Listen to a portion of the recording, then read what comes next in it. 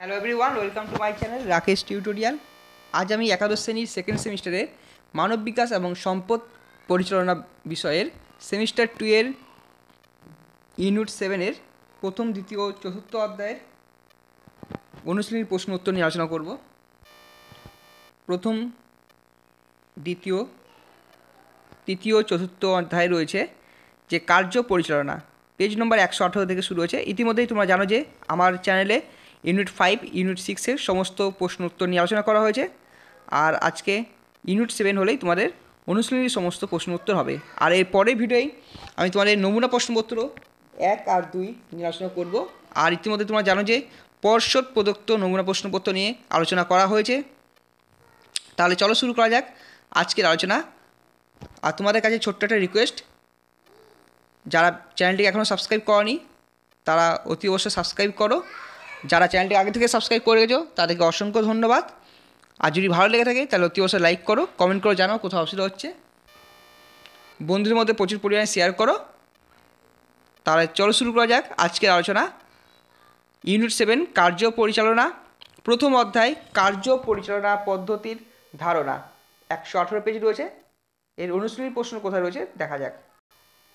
এখানে যে কটা প্রশ্ন রয়েছে দেখো। কার্য পরিচালনা বলতে কি বোঝায়, কার্য পরিচালনার দুটি উদ্দেশ্য, কার্য পরিচালনার পর্যায়গুলি কী কী, কার্য পরিচালনার 4টি কর্তব্য, কার্য শনাক্তকরণ বলতে কি বোঝো, কার্য পরিকল্পনা বলতে কি বোঝো, কার্য সংগঠন বলতে কি বোঝায়, কার্য সম্পাদন বলতে কি বোঝায়, কার্য নিয়ন্ত্রণ বলতে কি বোঝায়, কার্যের মূল্যায়ন বলতে কি বোঝায়, সাধারণ মূল্যায়ন এবং বিশেষ মূল্যায়ন কাকে বলে, আর কার্য পরিচালনার গুরুত্ব আলোচনা করো। এখানে তোমরা জানো যে এখানে মডেল সেটের অ্যান্সার দেওয়া আছে, পুরো পরপর এখানে অ্যান্সার দেওয়া আছে, তোমরা দেখে নাও।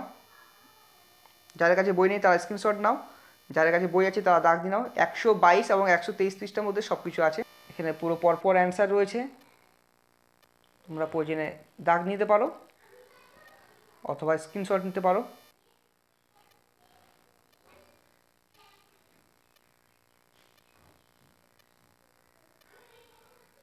কিছু কিছু কোশ্চেন পরের পেজে রয়েছে, 123 পেজে।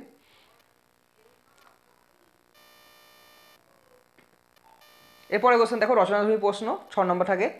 এটা 123, 123, 124, 124, তাহলে 123 আর 24-এর মধ্যে তুমি পেয়ে যাবে। তোমাদের দেখাচ্ছি আমি অ্যান্সারগুলো।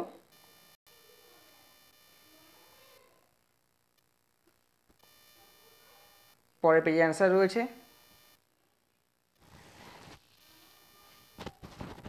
তোমরা বইয়ে দাগ নিয়ে নিতে পারো অথবা যাদের বই নেই তারা স্ক্রিনশট নিয়ে নাও। এরপর আমি সিদ্ধান্ত গ্রহণ এই চ্যাপ্টার নিয়ে আলোচনা করব। সিদ্ধান্ত গ্রহণে কী কী কোশ্চেন হয়েছে দেখো। সিদ্ধান্ত গ্রহণে পুরো পেজ নম্বর 130, 131 আর 132-এর মধ্যেই সব অ্যান্সার দেওয়া আছে। তোমাদের দেখাচ্ছি, আগে এসএকিউ টাইপের অ্যান্সার দেখায়, তারপরে বড় প্রশ্ন নিয়ে আলোচনা করা হবে। পুরো পরপর অ্যান্সার রয়েছে, দেখে নাও। এরপর দেখো, সুন্দর করে লেখা আছে পাউল প্রকাশনের বইয়ে, সব কোশ্চেনের অ্যান্সার সুন্দর করে লেখানো আছে। যার কাছে বইটি নেই তারাও বইটা কিনে নাও। এরপর দেখো, আমি 130 নম্বর, 131 নম্বর সব দেখেছি, কিন্তু দেখো এখানে সিদ্ধান্ত গ্রহণের সর্বশেষ পর্যায়টি ব্যাখ্যা করো। এটা হচ্ছে পেজ নম্বর 127। সিদ্ধান্ত গ্রহণের শেষ পর্যায়, এখান থেকে শুরু করে এতটা হবে অ্যান্সার। এরপর দেখো, সিদ্ধান্ত গ্রহণ কাকে বলা আছে এই 4টি গুরুত্ব লেখো, page number 130। First question answer, আর সেকেন্ড কোশ্চেন অ্যান্সার হচ্ছে 125-এ রয়েছে। সিদ্ধান্ত গ্রহণের গুরুত্ব বা প্রয়োজনীয়তা এই পেজ পর্যন্ত রয়েছে। এরপর দেখো, সিদ্ধান্ত গ্রহণের ধাপগুলি ব্যাখ্যা করো, পেজ নম্বর 126। সিদ্ধান্ত গ্রহণের প্রক্রিয়ার ধাপগুলি পরপর দেখে নাও, 1 নম্বর, 2 নম্বর, পরে রয়েছে এগুলো দেখে নাও, 6, 7 সুন্দর করে অ্যান্সার দেওয়া আছে। এরপরে কোশ্চেন দেখো, 126 নম্বর পেজে রয়েছে সিদ্ধান্ত গ্রহণের ধাপগুলি, বললাম 126 পেজে। আর এখানে প্রথম দুটি পর্যায়ে ব্যাখ্যা করতে বলেছিল। 128 নম্বর পেজে রয়েছে এই কোশ্চেনটার অ্যান্সার, ব্যতিক্রমী সিদ্ধান্ত, কৌশলগত সিদ্ধান্ত এবং অর্থনৈতিক সিদ্ধান্ত বলতে কী বোঝায় উদাহরণ সহযোগে ব্যাখ্যা করো, পেজ নম্বর 128। অ্যান্সার দেখে নাও। ব্যতিক্রমী সিদ্ধান্ত উদাহরণ দেওয়া আছে, কৌশলগত সিদ্ধান্ত উদাহরণ দেওয়া আছে, আর রয়েছে এখানে অর্থনৈতিক সিদ্ধান্ত উদাহরণ দেওয়া আছে। এরপর দেখো ব্যক্তিগত সিদ্ধান্ত এবং আলোচনাকৃত সিদ্ধান্তের মধ্যে পার্থক্য কী, এটা আমি তোমাদের পরে লিখে দেবো, একবার মনে করাবে। তো তাৎক্ষণিক সিদ্ধান্ত এবং অভ্যাসগত সিদ্ধান্ত কাজ করে পেজ নম্বর 132, স্ক্রিনশট নিয়ে নিতে পারো তোমরা যার কাছে বই নেই। এরপরে আমি নেক্সট অধ্যায় নিয়ে আলোচনা করবো। এরপরে কোশ্চেন, পরের চ্যাপ্টার দেখো, পরের চ্যাপ্টার রয়েছে কার্য পরিচালনা। ফার্স্ট 140 থেকে 141-এর মধ্যে দেখতে পাচ্ছ তোমরা 140, 41, 42-এর মধ্যে সব অ্যান্সার দেওয়া আছে। শুধুমাত্র 15 নম্বরের কোশ্চেনের অ্যান্সারটা ওয়াশিং মেশিন হবে আর মিক্সার মেশিন হবে। শ্রম আর সময় দুটোকেই হ্রাস করা হয়। আমি অ্যান্সারগুলো দেখিয়ে দিচ্ছি। তোমরা আমাকে অনেকেই বলেছিলে পিডিএফ দেওয়ার জন্য, কিন্তু আমি দিতে পারিনি, দুঃখিত।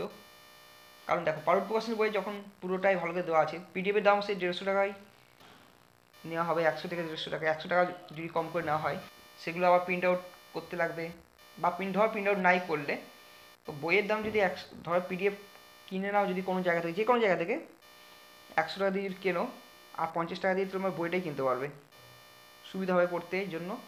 আর পরের বার চেষ্টা করব আমি নিজস্ব কিছু নোটস তৈরি করতে তোমাদের জন্য।